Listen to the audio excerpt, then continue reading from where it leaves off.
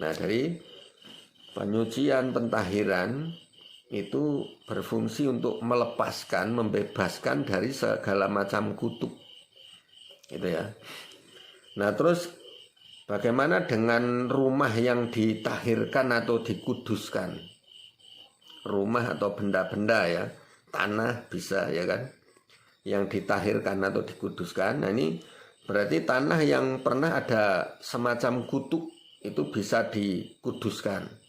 Jadi mungkin Pak Nyoman pernah dengar ada namanya hutang darah gitu, ada darah yang tumpah di tanah itu, jadi ada kutuk darah di situ, kutuk pertumpahan darah. Nah, ini biasanya akan tempat itu akan terjadi terus penumpahan darah. Misalnya dulu gimana? Darah yang menuntut itu ya? Ya, darah yang menuntut. Jadi misalnya dulu ada pembantaian, tempat pembantaian seperti pembantaian PKI misalnya atau tempat berperang. Nah, itu di situ akan sering terjadi namanya pertumpahan darah. Lewat apa saja gitu. Ada yang kalau tadinya itu bekas pertumpahan darah ini sekarang dibikin jalan tol misalnya. Nah, jalan tol ini akan sering terjadi kecelakaan. Gitu ya. Dijadikan mall misalnya. Di mall pun sering terjadi kecelakaan, ada orang jatuh, liftnya rusak, ya kan? Nah, jadi banyak hal, ada yang sampai karena tempat parkirnya. Nah, jadi tempat parkir ini sering membuat celaka, seperti mobil bisa tahu-tahu terbang dari atas ya kan, jebol itu sampai terjun. Nah, di banyak hal. Nah, ini yang perlu kita doakan, perlu kita lakukan. Nah, sekarang apa yang perlu kita lakukan, terus dengan cara seperti apa? Ini kalau di perjanjian lama, Pak. Perjanjian lama ini penyucian menggunakan darah. Nah, ini sudah sering disebut di perjanjian lama, mulai dari hewan bakaran yang darahnya dicurahkan, jadi menyembelih terus darahnya dicurahkan di situ untuk menebus. Karena ini imam yang harus menyembelihnya di pelataran kudus bait suci. Nah, darah ini dibubuhkan di orangnya, terus di rumah atau ambang pintu itu, tiang gitu ya. Nah, ini. Tapi sebenarnya penyucian ini dimulai dari Adam dan Hawa. Nah, dan yang menyucikan Tuhan sendiri. Untuk tanah atau rumah ini supaya bebas dari kutuk yang menimpa tanah itu. Kutuk yang terjadi oleh setan, yang ditaruh oleh setan. Nah, makanya penting sekali rumah ini didoakan, ditahirkan. Nah, kenapa? Kalau tanah ini masih ada kutuk, misalnya ada kutuk penumpahan darah seperti tadi, ini berarti nanti akan terjadi yang namanya kecelakaan, ada penumpahan darah yang lain. Gitu ya. Nah, terus rumah supaya kenapa perlu dikuduskan ya, supaya pintu berkatnya terbuka gitu. Ini satu contoh saja ya, satu contoh rumah yang saya tinggali dulu. Ini saya pernah tinggal di satu rumah. Nah, orang-orang sana sampai takut untuk masuk. Dan sebelum saya masuk, diminta untuk masuk ke rumah itu gratis, saya tempati gratis benar-benar. Ternyata itu dipakai untuk bunuh diri. Nah, bunuh dirinya bukan gantung, bukan bukan minum racun. Saya baru tahu orang bunuh diri sangat ngeri ya di situ itu. Ini potong lehernya sendiri. Jadi pakai parang, Pak Nyoman, pakai parang, langsung menghadap kaca, langsung krak. Anak cewek ini. Nah, itu sangat jarang saya lihat. Jadi biasanya orang bunuh diri kan lompat ya kan, terus gantung diri gitu kan, minum racun yang paling praktis gitu. Nah, ini potong sendiri, jadi darahnya itu masih ada dipercikan di lemari yang dia berdiri itu, masih tersimpan. Makanya tidak ada orang berani masuk rumah itu. Pernah ada yang masuk, ada suara gaduh itu dilihat, ternyata yang lihat dari dalam juga serem. Ada orang berbulu semua datang. Nah ini. Nah terus akhirnya kami di situ berdoa pentakhiran rumah. Akhirnya rumah itu jadi terang dan nggak ada yang takut lagi. Lewat rumahnya, lewat depan aja dulu tuh takut malam-malam. Tapi setelah saya tinggal di situ bersih, aman, nggak ada gitu ya. Karena pertolongan Tuhan, kuasa Tuhan. Ya ini. Nah jadi kenapa di sini yang ditulis di Tawarikh ini kan tentang rumah Tuhan. Perlu dikuduskan, ditahirkan. Nah, jadi gini, apakah rumah kita ini juga seperti rumah Tuhan? Nah, jadi jangan anggap rumah kita ini seperti apa ya? Ini hampir sama seperti kalau kita di gereja. Jadi tempat ini tempat yang sakral, tempat yang penting bagi kita. Karena tempat adalah rumah itu tempat untuk membangun rumah tangga, untuk mendidik anak-anak, untuk membawa orang-orang dekat dengan Tuhan itu di rumah. Makanya firman Tuhan secara jelas menjelaskan gini, ajarlah firman Tuhan ketika engkau berjalan, ketika engkau tidur, ya kan, ketika engkau ngobrol dengan anak-anakmu, dengan istrimu, itu sampaikan firman. Nah, jadi rumah ini tempat yang sakral juga, seperti rumah Tuhan. Makanya kalau kita ini menyerahkan rumah kita, seluruh kehidupan kita, maka Tuhan yang akan menjadi raja di rumah kita. Nah, kalau Tuhan yang menjadi raja di rumah kita, maka perlindungannya akan nyata. Itu, ya kan? Perlindungannya nyata. Ini seperti yang di Jakarta ini pernah terjadi. Rumah anak Tuhan ini pernah bersaksi kayak gini. Jadi di sampingnya ini kebakaran, toko-toko sekeliling ini kebakaran. Yang aneh ini di tengah agak depan gitu ya. Yang lain kebakar, toko milik anak Tuhan ini dia sendiri nggak kebakar, dilindungi oleh Tuhan. Nah karena apa? Tuhan yang menjadi raja, Tuhan yang bertahta, Tuhan yang melindungi, itu ya. Nah ini, tapi jangan salah kalau kita berdoa, Tuhan tolong jagakan rumah saya. Emangnya Tuhan itu satpam apa ya kan?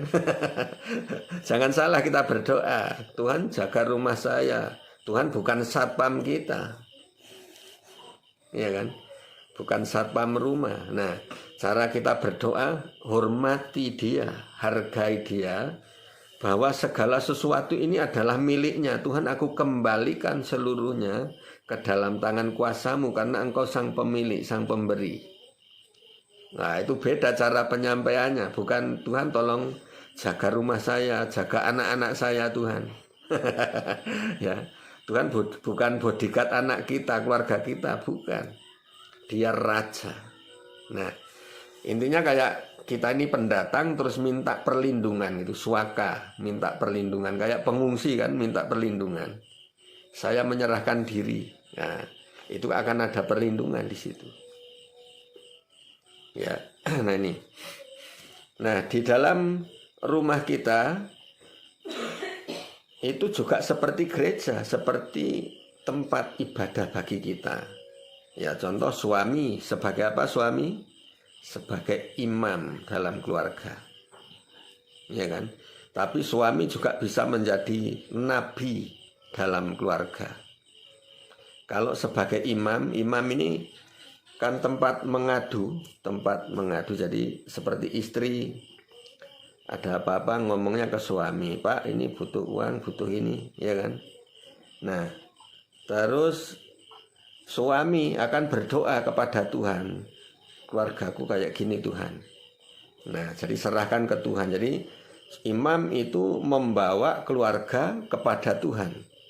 Nah, terus yang kedua, suami itu sebagai nabi. Sebagai nabi. Nah, kenapa sebagai nabi? Nabi fungsinya itu bukan lagi membawa keluarga kepada Tuhan, tapi membawa hadirat Tuhan dalam keluarga. Makanya kalau suami bisa berfungsi sebagaimana mestinya, keluarga itu akan menjadi keluarga yang sakinah mawaddah warahmah. Ya kan? Keluarga yang diberkati, penuh hadirat Tuhan, ada sukacita. Itu. Ya. Nah, ini penting. Jadi nanti masuknya ya ke arah itu, ke keluarga itu. Nah, pelajaran keluarga gitu ya. Tapi kalau yang itu dulu pernah yang di daerah Siman, nah, itu ada yang itu maksudnya masuknya Kristen di situ. Nah, ini pernah ada tanah yang kalau panen tidak kasih wiwit itu, dia ada genduren dulu Pak Nyoman, ada ayam panggangnya apanya di situ. Kalau nggak pakai itu ada yang kesurupan.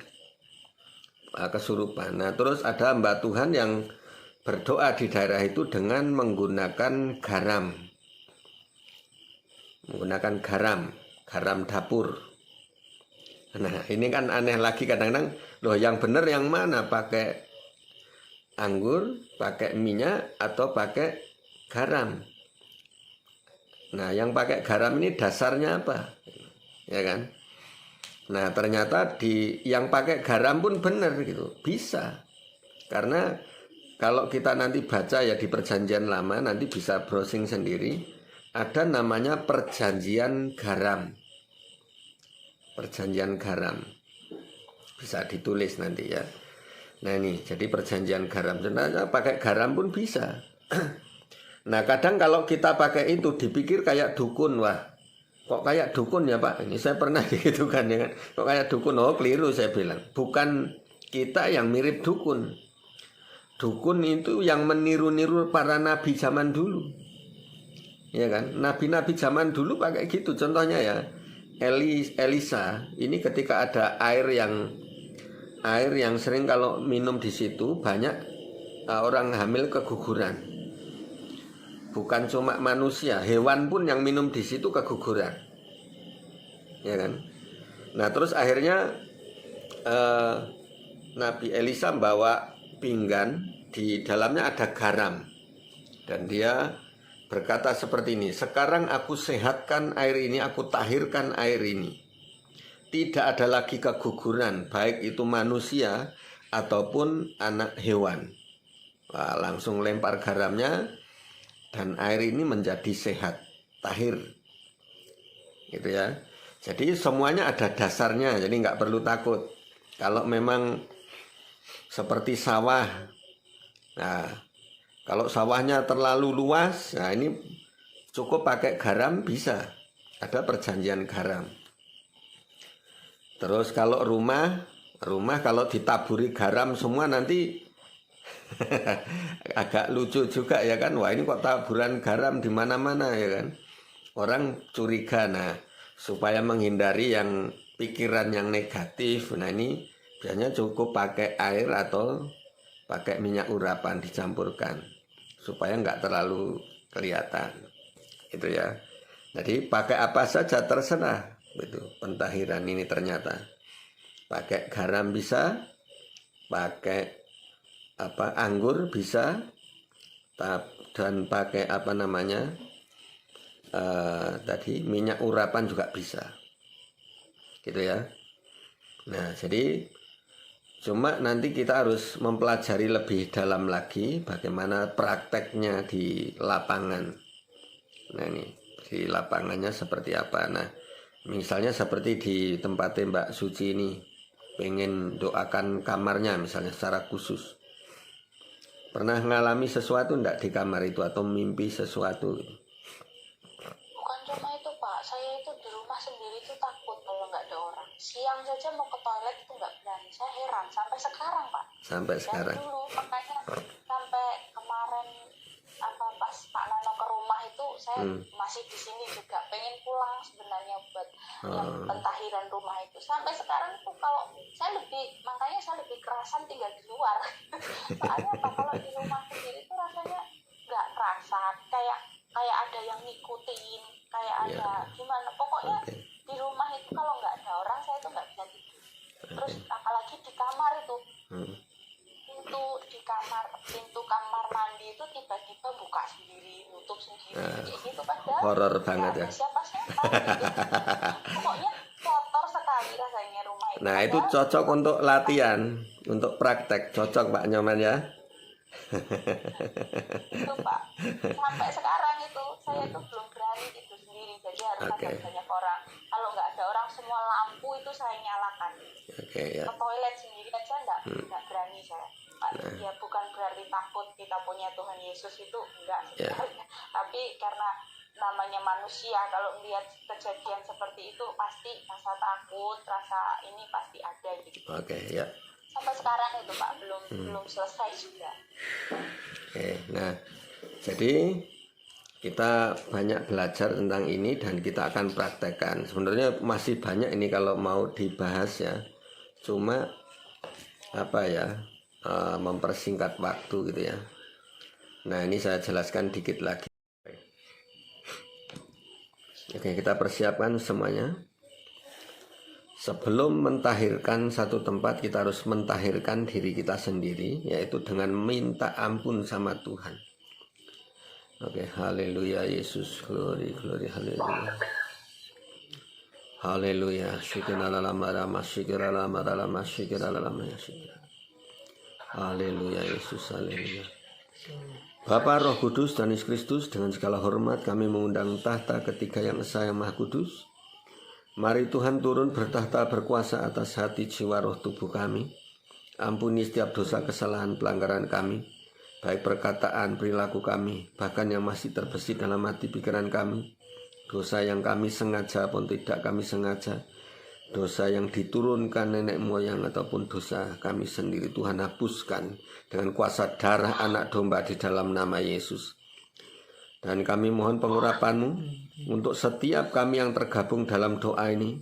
Mari Tuhan ulurkan tangan-Mu dan curahkan urapan kuasa-Mu. Pertajam pendengaran, penglihatan, perasa, penciuman kami untuk mendeteksi dan melihat. Satukan hati kami untuk melihat di mana usaha peternakan ayam Pak Bambang ini yang ada di Tulungagung. Kiranya Tuhan nyatakan bahwa kami, bahwa roh kami. Oke, satukan roh kita.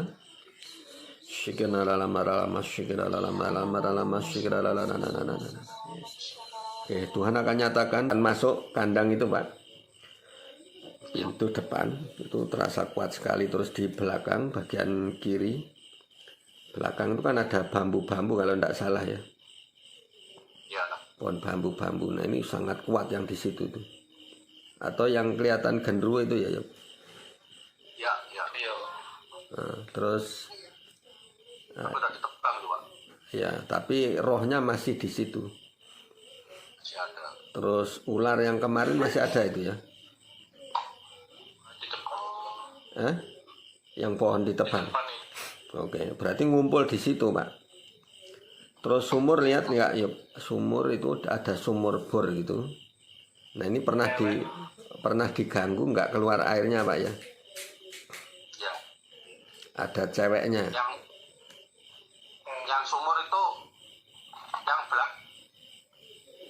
Ya, bagian belakang ya. Pokoknya ada sumur. Nah, ini ada roh ceweknya. Oke ya, ini kan sudah Jam 2 tuh nangis. nangis ya. Oke. Bu Nyoman lihat tadi, Bu Nyoman. Ya, tadi pas Pak Nano bilang bagian belakang, saya lihat ada roh ular dan ada agak panas, Pak. Genderuwo itu. Ya. Nah, genderuwonya Bu, panas. Iya. Saya nggak tahu kalau ada ular atau apa, tapi dalam penglihatan saya lihat ada roh ularnya di bagian belakang dan panas. Oke. Oke ya. Jadi kita sudah tahu isinya apa. Nah, kita tinggal memerangi, oke ya. Ilmu kan di atas langit ada langit. Tetapi kalau Tuhan itu penguasanya langit, penguasanya bumi. Jadi seperti firman Tuhan katakan, di dalam nama Yesus bertekuk lututlah segala kuasa yang di langit, di atas bumi dan di bawah bumi. Ya. Nah, ini makanya perlu kita ucapkan seperti itu. Ini penting untuk mendeklarasikan bahwa di dalam nama Yesus itu bertekuk lutut segala kuasa yang di langit. Itu penguasa-penguasa penghulu udara, ya, yang ada di atas udara ini takluk di bawah kaki Yesus. Yang di atas bumi ini penguasa gunung-gunung itu juga takluk di bawah kaki Yesus. Terus juga yang di bawah bumi ini, kalau di Alkitab di bawah bumi ini ternyata yang di dalam lautan. Lautan ini kan bisa beribu-ribu meter itu kedalamannya. Nah ini makanya di bawah bumi, penguasanya bawah bumi. Nah ini bisa takluk di bawah kaki Yesus. Nah setelah itu kami doa, padahal istrinya ya pakai jilbab gitu, kita doa langsung tumbang, langsung kayak ketawa serem lah. Ya suaminya juga kaget, kalau wah ini kalau di video kamu ini. Nah jadi sampai kayak kuntilanak itu keluar dari tubuhnya. Itu ya ini. Jadi banyak kesaksian pentahiran itu baik orang ataupun tempat, ya tempatnya kita doakan pentahiran. Oke. Jadi mungkin di sini ada yang mau rumahnya ditahirkan nih sekali. Oh, masih banyak. Masih. Jadi begitu masuk rumah aja di depan, terus samping kiri depan, terus kiri yang masih di belakang ini cukup kuat. Terus sampai yang depan pojok kanan ya. Oh, Apa saja itu? yang aku lihat itu ada kakek-kakek pakai jari Jawa gitu. Nah, Oh, terus ada nggak tahu kok kayak keris melayang gitu, Pak. di rumah itu ya. Terus Situ terus ya cewek mas gak usah diomong ada. mesti banyak. Waroknya ada enggak? Biasanya Ponorogo ada waroknya, genderuwo itu mesti. Ada ya, itu yang kanan pojokan itu. Apa nih? Genderuwo apa waroknya? Warok lah kan, keras soalnya. Apa terasa energinya ini sangat kuat gitu. Nah, tangga weran itu daerah situ kok gelap gulita ya. Memang daerahnya. Jadi seperti tempatnya si siapa ya? Catherine ya. Kan dekat ya Mbak ya. Itu kan banyak Di roh. situ, Pak. Iya, Di situ tempatnya Catherine itu. banyak roh buaya apa itu di situ. Iya. Buaya yang belum ngusiri buaya itu tuh. Nah, buaya daratnya juga banyak yuk.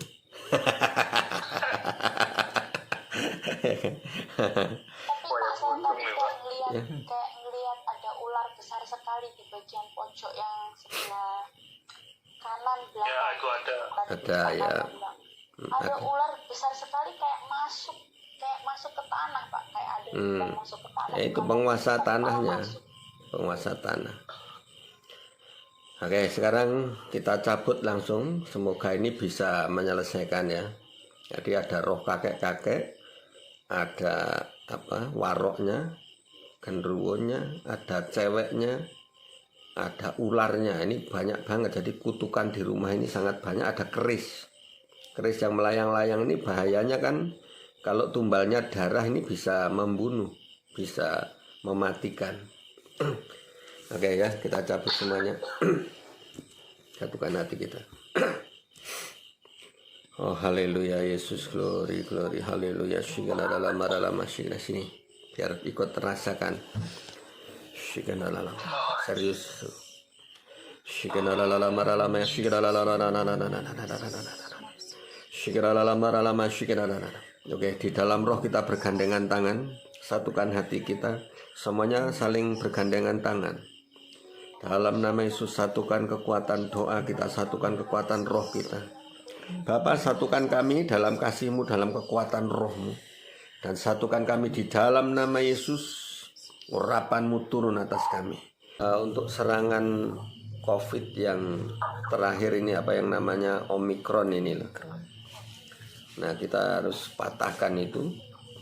Nah, apa yang perlu kita lakukan supaya kita bisa istilahnya mencegah, menghancurkan kuasa itu, dan dalam bentuk apa serangannya ini kita akan lihat yuk ya, semuanya ya, kita akan lihat. Kita fokus, coba Bu Nyoman juga lebih fokus, Mbak Suci, supaya bisa rasakan ya.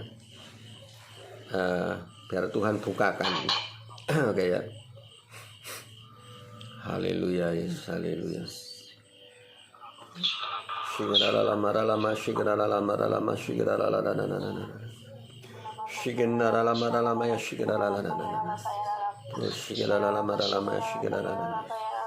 Terus Bapa, sekali lagi kami mohon pengurapan-Mu. Engkau membukakan semua selubung yang menutupi, dan Tuhan akan membukakan, menyingkapkan, mewahyukan rahasia-rahasia surgawi. Kami berdoa untuk bangsa kami Tuhan, di mana serangan COVID yang ketiga yang disebut Omikron, kiranya Tuhan nyatakan dari yang terberat sampai yang paling ringan di seluruh Indonesia ini, dari timur sampai ke barat, utara, selatan, sekeliling pulau-pulau, semuanya Tuhan bukakan, tidak ada yang tersembunyi, semuanya terbuka di dalam nama Yesus. Pergerakan-pergerakan dari kuasa kegelapan yang membawa COVID ini Tuhan nyatakan di dalam nama Yesus. Dan kiranya Tuhan juga berfirman, sampaikan isi hatimu, sampaikan pesanmu, apa yang harus kami lakukan, atau apa sesuatu yang harus kami kerjakan. Tuhan nyatakan di dalam nama Yesus. Sampaikan isi hatimu Tuhan, sampaikan pesanmu kepada kami di dalam nama Yesus, kepada hamba-hambamu, kepada anak-anakmu, kepada bangsa kami. Kami harus sampaikan suara Tuhan, kami harus sampaikan berita Injil di dalam nama Yesus. Turunkan urapan-Mu, bawa kami masuk dalam seluruh penggenapan rencana-Mu di dalam nama Yesus, dalam nama Yesus, dalam nama Yesus. Haleluya, haleluya. Amin, Yesus, amin. Oke, gimana yuk? Yang gue lihat itu kayak kita dikejar serigala sih, Pak. Oh, berarti masih neruskan yang kemarin ya? Iya, Pak. Sama lebih apa ya? Kayak kita dikepung gitu. Terus? Itu sih enggak, dari atas tuh nggak ada cahaya sih, cuma apa ya, cahayanya tuh nggak bisa nembus langsung ke bawah gitu, Pak. Masih ada penghalang-penghalang. Ada penghalangnya, oke. Jadi ini intinya Tuhan singkapkan, ada cahaya yang dari atas tapi nggak bisa nembus sampai ke bumi. Ya, artinya ada penghalang, penguasa-penguasa penghulu udara ini menghalangi selubung-selubungnya. Tapi bisa juga itu dosa-dosa bangsa kita. Nah, kita harus minta pengampunan. Terus juga kita menghancurkan semua penghalang-penghalangnya. Dan kita juga harus berusaha untuk mengalahkan serigala-serigala itu. Oke ya. Mungkin Bu Nyoman dapat sesuatu? Enggak, Mbak Suci lihat lagi.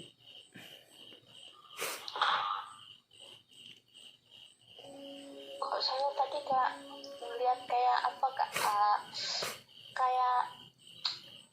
Kayak di Arab Saudi itu apa Pak namanya itu? Unta. Bukan, yang padang pasir ya. Oh, padang gurun. Yang terkenal ontanya makanya. Padang gurun. Saya seperti lihat padang gurun Pak. Oh, yang kelihatan padang gurun. Oke. Artinya kalau padang gurun ini tempat pengujian, diuji. Bangsa kita berarti masuk ke pengujian. Nah, ujiannya lewat apa yang terjadi ini. Oke ya. Tapi kita harus berperang juga. Jadi diuji terus nyerah gitu, jangan. Artinya kita sudah ditunjukkan kita harus melawan serigala-serigala itu. Nah, kalau melawan serigala kita sebagai domba cuma satu, berserah sama Tuhan, minta kuasa Tuhan. Oke ya. Kita akan berdoa supaya penghalang-penghalang tadi juga hilang, supaya cahaya kuasa kemuliaan Tuhan ini turun di bumi kita Indonesia ini. Oke, kita akan berdoa. Haleluya, Yesus, glory, glory, haleluya. Kau Allah yang maha besar, Kau Allah yang dahsyat dan ajaib, Kau Allah yang perkasa, Kau yang berkuasa penuh, berdaulat penuh atas bangsa kami, atas orang-orang yang ada di bangsa kami, Tuhan. Kami berdoa saat ini adapun penghalang-penghalang di mana cahaya kemuliaan-Mu tidak bisa menembus. Kalaupun itu karena dosa-dosa bangsa kami mohon pengampunan-Mu.